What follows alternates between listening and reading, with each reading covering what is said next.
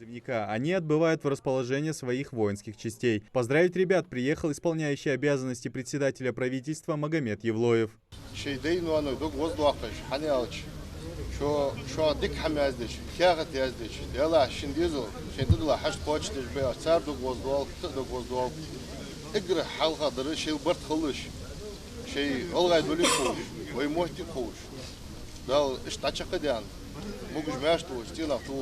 Каждый из призывников сам изъявил желание отслужить в армии.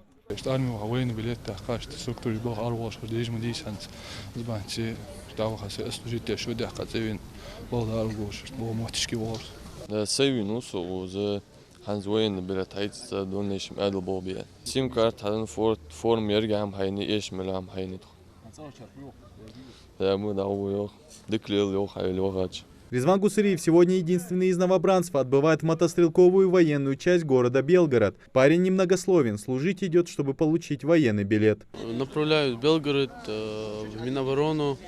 Почему решил пойти в армию? Военный билет. Дальше хочешь куда-то пойти работать? Безусловно. Куда?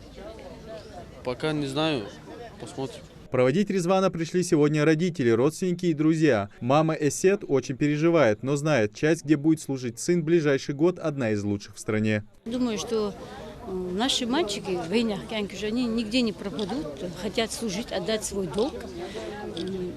Если честно, я не очень хотела, чтобы он сейчас такое положение, а он сам пришел, взял повестку, медкомиссию прошел, и меня перед фактом поставил, что вот сегодня его забирают в армию. Служить новобранцы будут в 3 различных частях и городах – сухопутные и войска Национальной гвардии. Большая часть отбывает в Нижегородскую область. Хамзат Аучев сегодня один из сопровождающих. Он сам уже успел отслужить. По словам командира батальона, наши ребята на хорошем счету в этой воинской части. В прошлом году наши ингуши были 20 военнослужащих.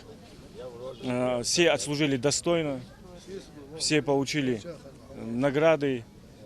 И также в нашей воинской части проходят ингуши по военнослужбе по контракту. Все участники специальной военной операции, все награждены государственными наградами. И считаю, что наши призывники с Ингушетии, наши земляки в нашей бригаде и в частях Росгвардии служат достойно. Это уже 3-я по счету отправка новобранцев в рамках осенней призывной кампании. Наряд Южного военного округа выполняется согласно плану, отмечает военный комиссар республики. Все команды у нас укомплектовываются ребятами, которые желают проходить военную службу. Отправки у нас проходят согласно графику, организовано. Команды полностью уходят укомплектованные и отвечают требованиям, которые предъявляются к военнослужащим, которые будут проходить в тех или иных видах родах войск. На сегодня мы отправляем 22 человека, они уходят в 3 различные части, в сухопутку и в сухопутные, то есть вооруженные силы, и Национальную гвардию.